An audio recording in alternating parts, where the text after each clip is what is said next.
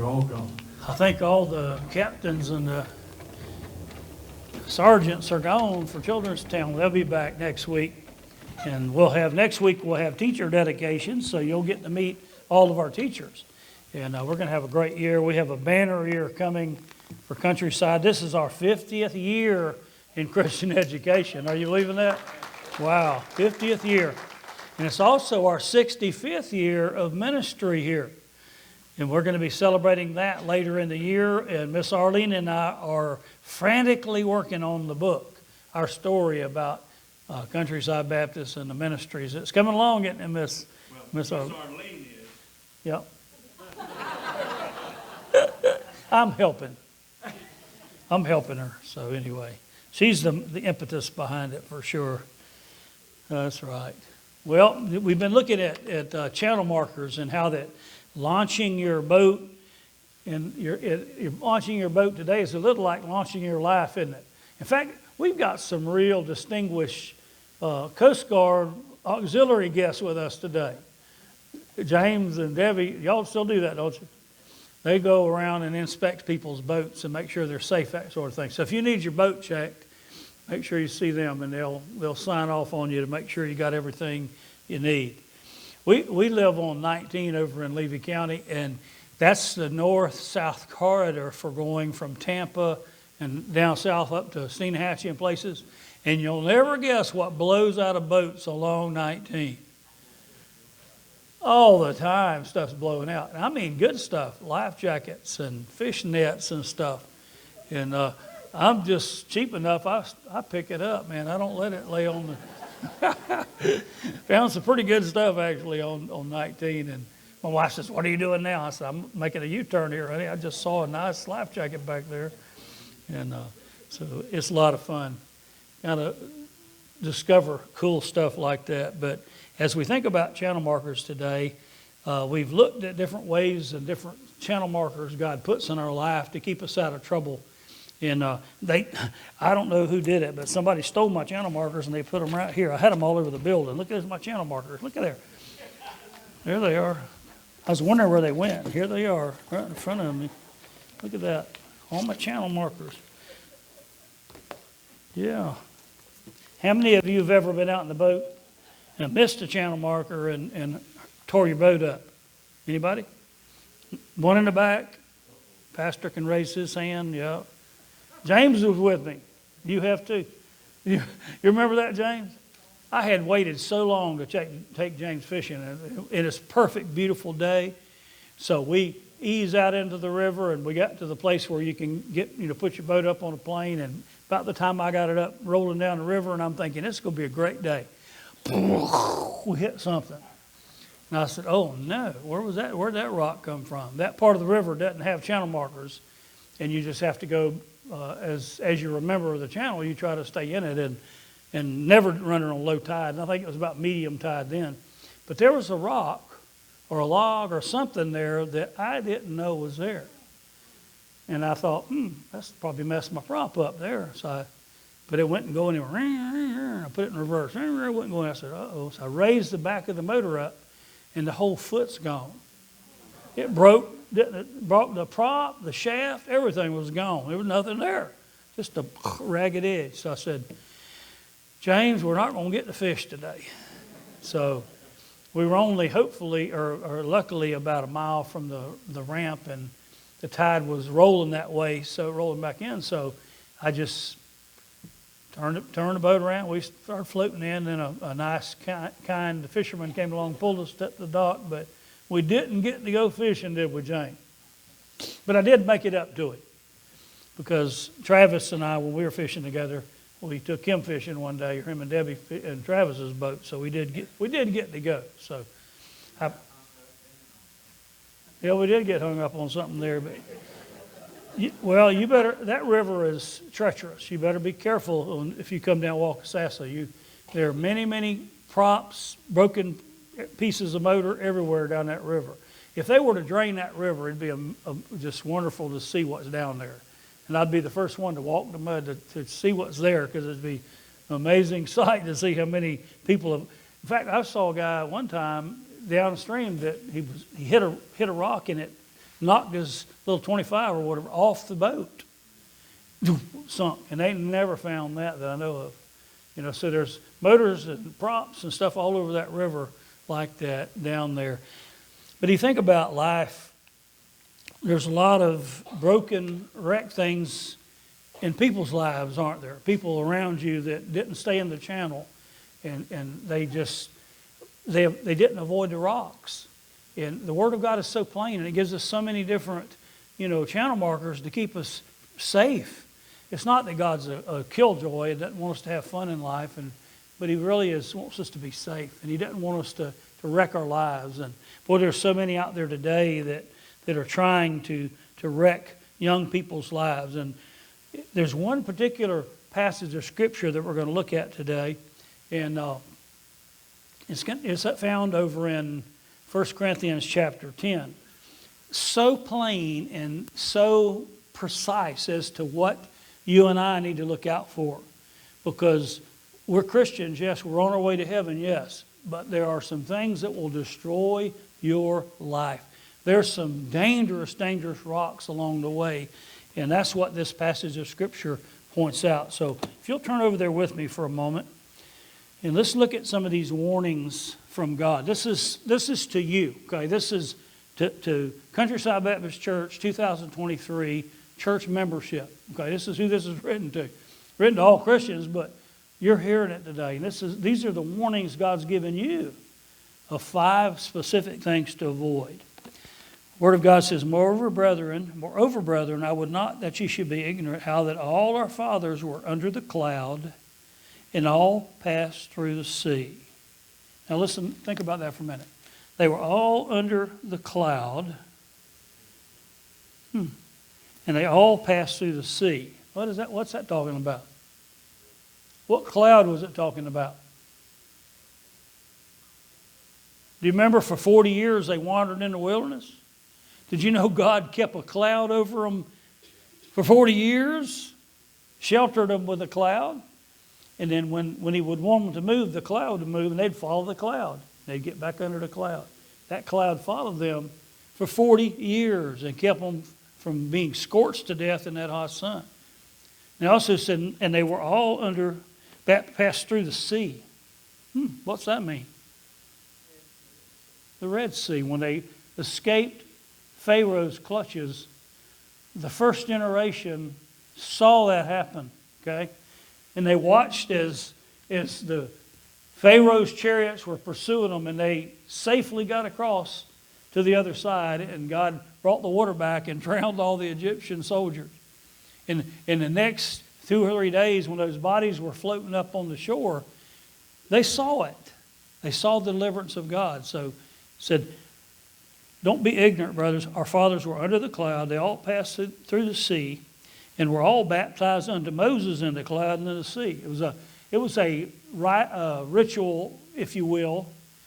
Baptism is an ordinance that we practice when people come to Christ. We baptize them in the name of Jesus, or the Father, Son, and the Holy Spirit. And it's a picture of coming out of the old life into the new. And these things they went through were pictures of coming out of slavery into freedom and ultimately into the promised land. Now here's an interesting thought to plug in here. Did you know how far it was from the Red Sea to the promised land? Do you know how many days it would have taken them if they had gone straight? 13 days. 13-day journey to the borders of the promised land. How long did it take them to get there? Ooh. A 13-day journey, and yet they wandered for 40 years because of their sins. These things He warns us about can wreck your Christian life and keep you from having the promise in the promised deliverance and the promised peace, the promised prosperity that God promises us. You can wander in spiritual no man's land like they did if you want to. And if you don't avoid these channel marker rocks that we're going to talk about this morning, you'll hit those same things they did, and you won't get to the promised land that God has for you. And then it says, and they all did eat the same spiritual meat. What in the world is spiritual meat? And they'd all drink the same spiritual drink. For they drank of that spiritual rock that followed them, and that rock was Christ. What in the world was the spiritual meat they ate? What was the food they ate? There are two kinds of things that God sent them. What was it? Manna and quail. How many of y'all like quail? That's the best meat on God's earth, I think. Pretty good. I like quail. Manna, bread from heaven that fell every day until they entered the promised land. This miraculous flakes of whatever it was, they called it manna. And manna means, what is it? They didn't know what it was. We just know God sent it. And they ate it. And they ate the quail that God sent. And it said they drank of that rock, the spiritual rock. This rock followed them and gave fresh water all the time they were in the desert. All to drink the same spiritual drink, for they drank of that spiritual rock that followed them, and that rock was Christ. Whew, that's pretty cool. Y'all, all of y'all pay $1 for a little thing of little spring water. How many of y'all like purified water? Okay, you like purified or you like spring? Who likes spring? Who likes purified? You know, purified is probably right out of the spigot. They say it's purified. It probably comes out of the spigot in that town. Can you imagine this rock followed them and it was giving them water for 40 years? Is that miraculous or what? Would you say yes, God was performing miracles for them? Yes, every day for 40 years, every day they saw it. Said, and they all drank of the same spiritual drink.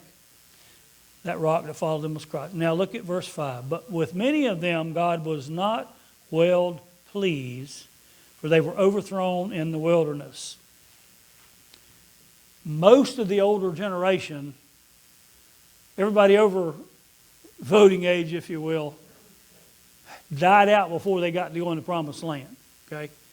Those that turned back when they went to the promised land and didn't go in, God said, not one of you will ever set foot in the promised land. Only 2 of the older generation went in. Do you remember who they were? Caleb and Joshua. The rest of the old generation had to die off before God could take this brand new group of kids that had been raised in the wilderness, could take them in and conquer the promised land. But with many of them God was not well pleased, for they were overthrown in the wilderness. Now these things were our examples, to the intent we should not lust after evil things as they lusted. Neither be ye idolaters, as some of them were, as it is written, the people sat down to eat and drink and rose up to play. Neither let us commit fornication, as some of them committed and fell in one day 23,000. Neither let us tempt Christ, as some of them also tempted and were destroyed of serpents. Neither murmur ye, as some of them also murmured and were destroyed of the destroyer. Now, listen to verse 11. All these things happened to them for examples, and are written for our admonition, upon whom the ends of the world are come. Wherefore let him that thinketh he standeth take heed lest he fall. All that happened back then, God sent forward in time to you and me. It says there are examples. There are a picture of what is going to happen if you don't follow me, basically. It's a picture. God gave you a vivid picture of if you don't follow the channel and you don't stay inside the channel markers, here's what's going to happen to you. They died in the wilderness. Can you imagine how many bodies? Moses came out of Egypt, when he first came out of Egypt, had about 2 million. That's a lot of funerals over 40 years, isn't it? Somewhere out in that desert, there's a bunch of graves out there, okay? I don't think they've really discovered where they were all buried yet, but one day somebody's going to discover some bones where they buried all that older generation of Jews that didn't do what they should have done. Parallel. Spiritual parallel to our time. How many Baptist churches like this never enter the promised land that God wants us to enter today? They never do what God told them to do. They never conquer the sins of their past. They fail in these 5 areas, and God has to just let them die off and never experience what they could have experienced had they followed God. True in churches. How about Christians, individuals? How many Christians don't stay in the path, they don't stay in the channel, and they do the exact same sins, these 5 things that God warns us about, and they don't stay in the channel, and they never reach the promises that God has for our lives. Now, some of you are there. You're already old and you've lived it and you've done the right thing and you're experiencing the abundant life God promised. So Jesus said, I'm come you might have life and have it more abundantly. And yet, I know a lot of Christians that have never experienced that, aren't experiencing it now and never will, because they're not staying in the path. So, what were the 5 critical markers along life's path that He's given us? It's clear. It's not rocket science. It's not mystical. He tells you exactly what the problems that they had there. Said, now these things were our examples. Verse 6, to the intent we should not lust after evil things as they also lusted. Think about that. Channel marker number 1. Wanting sinful things from our former life. You are going to be tempted, and I'm tempted at times. All of us have been tempted for some of the things that we might have done in our former life. I hear guys all the time that used to drink, and they say, man, I could sure use a cold beer today. Have you ever heard that? Yeah, a lot of you have heard it. I never drank them, but I know that'd probably be a big temptation for men that used to drink beer. I don't drink it, never have. But I hear them say that, and I'm thinking, I don't know what they're talking about, really. But it must have made them feel good. They might have liked it. But see, wanting the sinful things from the former life. Said in Numbers chapter 11, verse 4, then the foreign rabble who were traveling with the Israelites began to crave the good things from Egypt. And the people of Israel also began to complain. Oh, for some meat, they exclaimed. Side note, the foreign rabble that was among them. Did you know when they came out of Egypt, it wasn't all Jews that left Egypt? You know that? There were some that weren't Jews that wanted to join up with the Jews, and they left with them. So here they are. You got people that are God's people, the Jews, and you got these other people, just hangers-on, if you will. And so they started complaining and wanting the foods from Egypt. And they said, we remember the fish we used to eat for free in Egypt. We all had the cucumbers and melons and leeks, onions and garlic, all we wanted.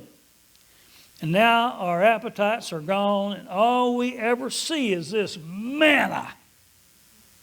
All we see is this bread that's coming out of the sky. We want some of that stuff we used to have down in Egypt. You remember what did God do? What did He send? Quail. They were flying low enough they could knock them down with their sticks and staffs and stuff. And boy, they were just freaking out. Wow, look at the quail. Some of my buddies on that back row, my dove hunting buddies back there, the 2 in the very back, I won't tell you who they are, but we like to kill dove. Lord forgive us, because we like to shoot the bird of peace. I'm sorry. We won't do it in heaven, but thank you for letting us do it here. So, now, we don't shoot quail, but we try to, well, I'll put it this way. We try to shoot them. The one on the left back there, he hits them almost every time. The one next to him pretty much every time, and I hit them once in a while. It's fun. We don't have to beat them down with sticks. We have some modern things we use called birdshot in a shotgun.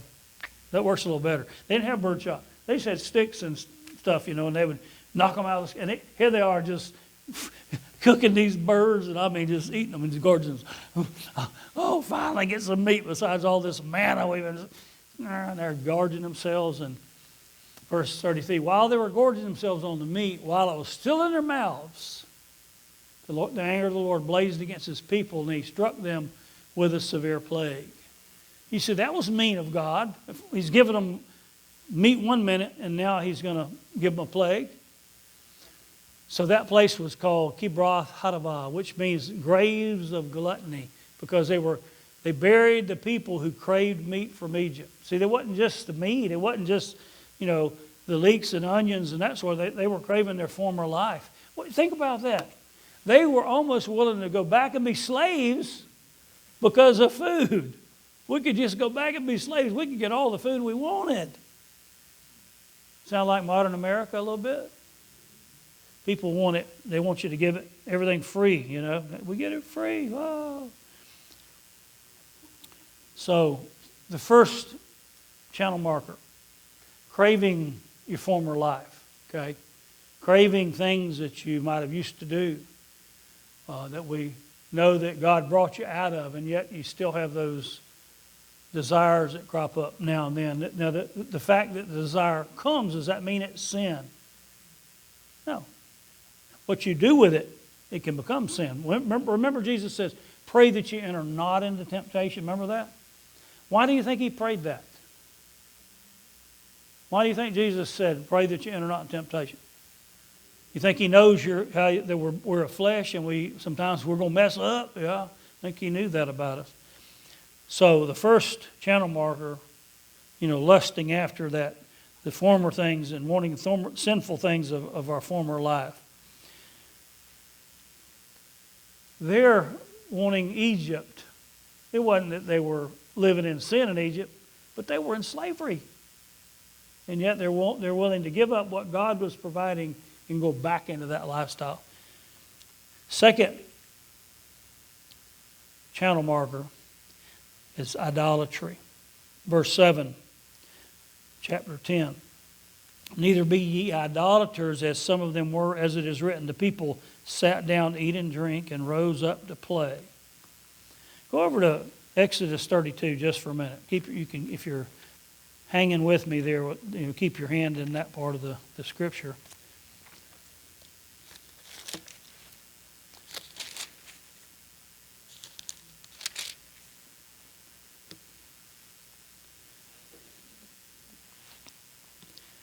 Do you remember what the context of this was? Preacher was late. I try not to be late, but the preacher was late.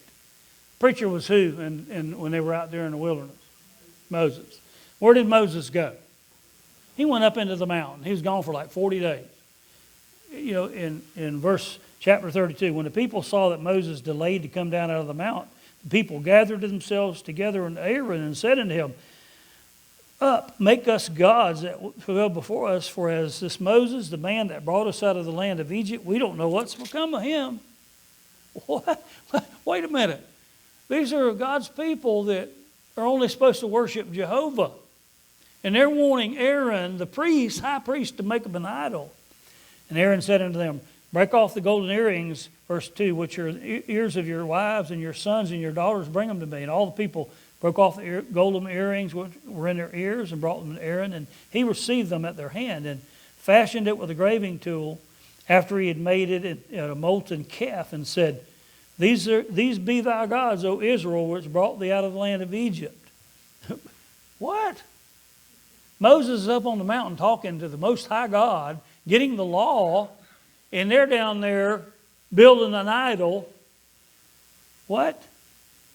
Then Aaron saw it. He built an altar before it, and Aaron made a proclamation and said, tomorrow is a feast to the Lord.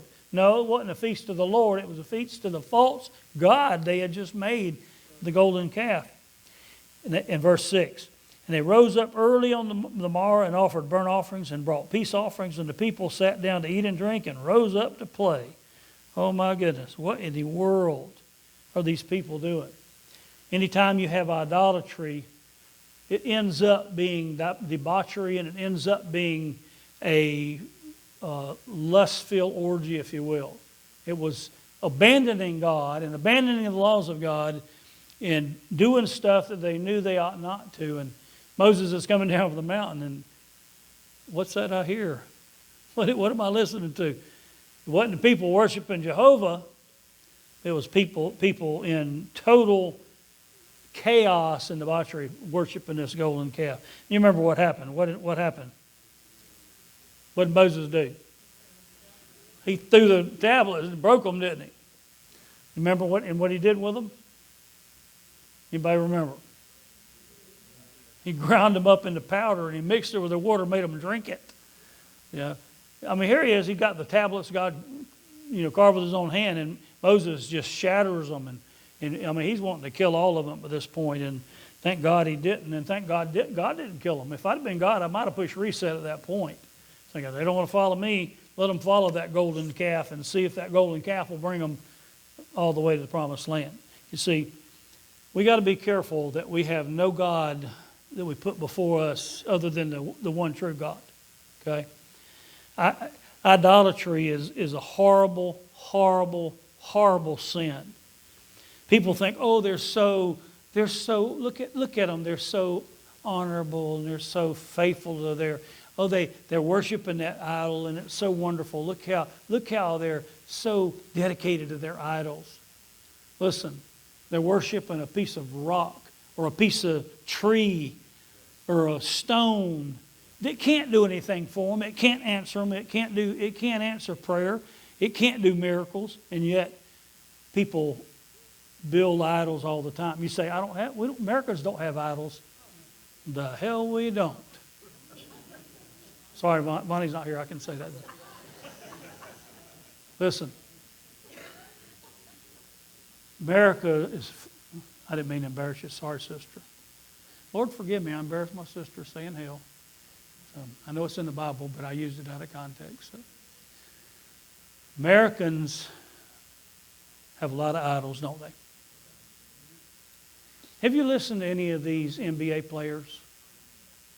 Or soccer players? Doesn't that disgust you? It disgusts me when I hear these people talking, football players, baseball players. Is sickening that you got athletes making more than our president. Hey, it's a game. Come on, give it a break.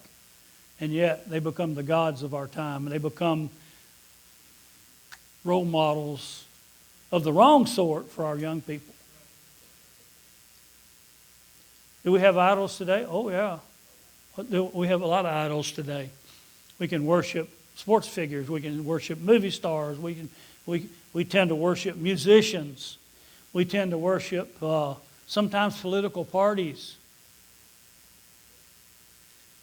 They hit me all the time. I've been a Republican since Ronald Reagan, okay? And they hit me for money, all the time, and I write them little notes. Please don't call me, I'll call you. Said, I will not listen to what you got to say. I don't care whether you're Democrat or Republican, you better vote the man or the woman that has the right philosophy of life, okay? For years and years and years, the Republican Party will blow the whistle. Call the Christian right, come help us, put us in power. We need your help. And of course, Christians like myself and others would go to their rescue and we'd go to the polls and put them in power. And yet, what did they do when they were there? Nothing any different than the other side of the aisle. And it's taken them until now, a couple years ago, to overturn Roe versus Wade.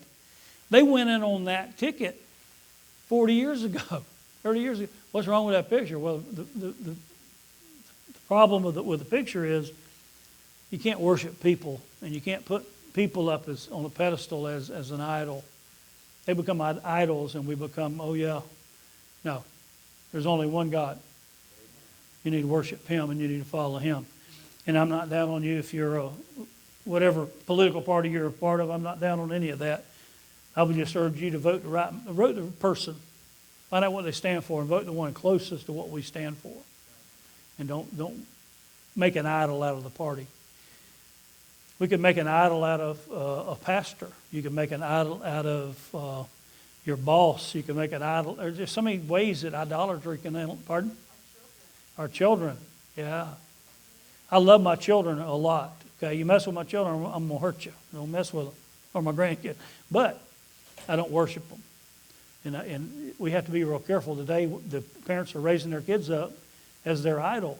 And they forget church, they forget God, they forget everything else because they're putting that kid up on an idol and hoping maybe if they go to every single summer game they can, They may get picked for a scholarship one day, because some of these cotton-picking coaches will make promises to the kids, okay? Oh, yeah, if you play for my team, the Gainesville Gold or whatever they call these names, I'm going to get you a scholarship. Well, not necessarily.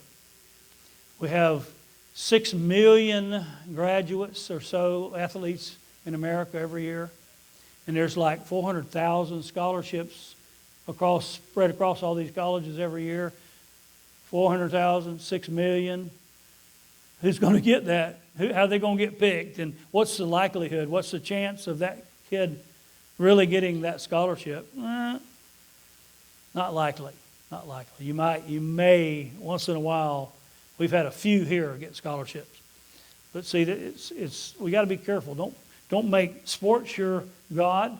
Don't make anything your God, because idolatry is a horrible, horrible thing. And you saw what it did to Israel. They quit worshiping the one true God. We're going to worship a calf. The calf didn't bring them through the Red Sea. The calf didn't give them the water in the wilderness. The calf didn't give them manna. The calf didn't give them quail. It was Jehovah God. And yet, almost in 1 or 2 days, within 40 days, if you will, they turned their minds and hearts on, and they made idols to worship. We got to be real careful. Don't let things become idols in your life. Don't let anything be put ahead of the God of the Bible in your mind.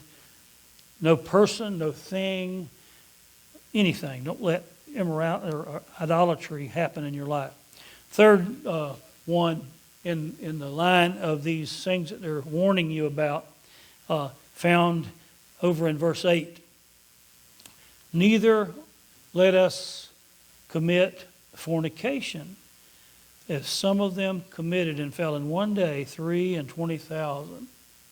They just pretty much went crazy sexually, okay, and were sleeping with anything you want to sleep with. And listen, you want to hit the rocks pretty quick and ruin your life. Let immorality come in and mess you up. It'll mess you up. It'll knock your foot off like our foot got knocked off, didn't it, James? You want your foot knocked off, you want your motor to be destroyed, then go into that particular sin.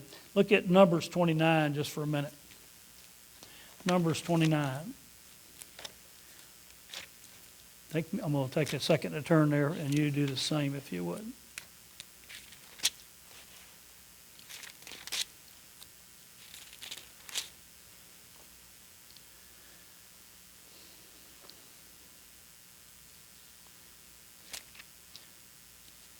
That's wrong, church. I got the wrong one. The story is when they started sleeping with the local women, okay? And they were having affairs with the local women, and judgment came down on them. In fact, one time it was so bad that the guy brought one of the pagan women into the tent of all the people were, and took her right in front of everybody. And went, pardon? Numbers 5. 25. I said 29, didn't I? I'd written it down wrong. Sorry about that. Thank you, preacher man. I said, and the people abode in Shittim, and the people began to commit whoredom with the daughters of Moab. Chapter 25, verse 1. Verse 2. And they called the people into the sacrifices of who? What? Their gods. Who were their gods? Well, they were the pagan gods. God had told them, don't worship them, only worship me. Said, and the people did eat and bowed down to their gods. Here's Jews bowed down. And Israel joined himself with Baal Peor, and the anger of the Lord was kindled against Israel. And the Lord said unto Moses, take all the heads of the people, hang them up before the Lord against the sun, and the fierce anger of the Lord may turn away from Israel.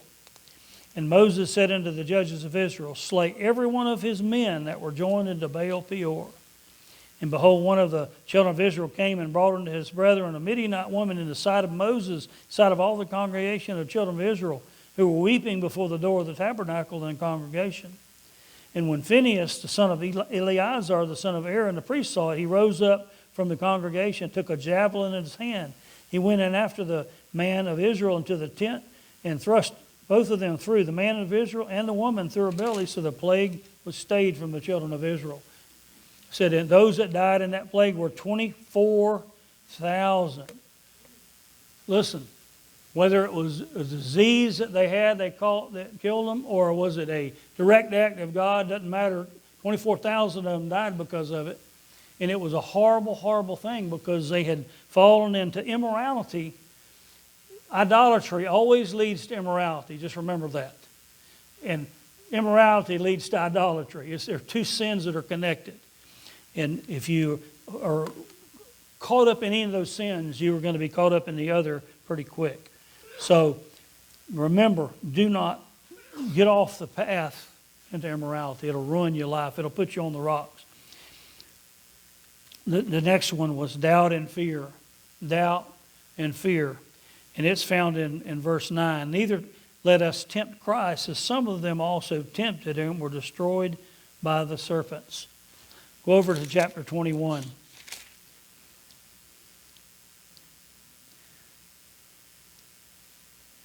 Verse 5. Numbers chapter 21, verse 5. It said, and the people spake against God and against Moses, where have you brought us out into Egypt to die in the wilderness? For there's no bread, neither is no water, and our soul loatheth this manna, this light bread. We hate this stuff. What are you doing? So the Lord sent fiery serpents among the people, and they bit the people, and much people died. You think that made God mad? Yeah. Would it have made you mad? Had you gone to all that trouble to rescue these people and they're talking against you and doubting why you brought them out there? God didn't take them out in the wilderness to kill them. God took them out in the wilderness to help them grow into the people that could conquer the promised land. 13-day journey took them 40 years, but it took God 40 years to prepare them to be able to fight the battles that they were getting ready to have to fight when they got there. So doubt and fear are a terrible, terrible sin, a terrible, terrible rock, if you will, that these channel markers are trying to warn you to avoid. And then number 5 is griping and complaining. Now, I'm going to quit preaching and go to meddling, okay? Getting ready to meddle on you a little bit. Verse 10, neither murmur ye as some of them also murmured and were destroyed of the destroyer. Look at Numbers 14. Numbers 14.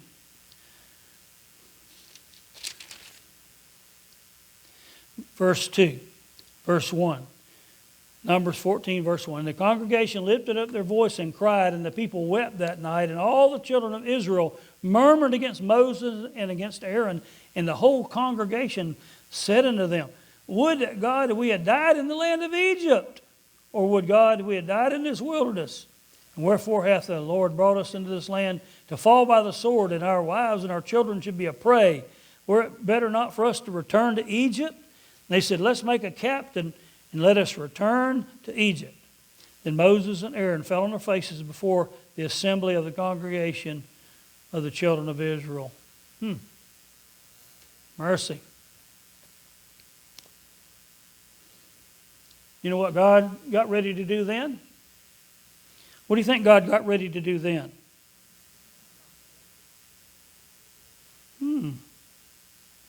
God said, I'm tired of messing with them, Moses. I'm going to kill all of them. I'm going to kill this whole nation of Israel, start over with you. Remember? And Moses, Lord, please don't. For my sake, don't kill them. Please don't. Remember, he begged and he went before the Lord on their behalf to keep God from just destroying this bunch of hard-headed, rebellious people. You say, God is so mean. No, God is merciful, because when he allows hard-headed, rebellious people to live at any time in history, if they're hard-headed and rebellious and they won't serve God, they're going to produce more people that are hard-headed and rebellious that won't serve God, that are going to produce more people that are hard-headed and rebellious and won't serve God. And it's all he's doing is keeping hell from being populated by more people. It's a merciful God that steps in and brings judgment when people sin.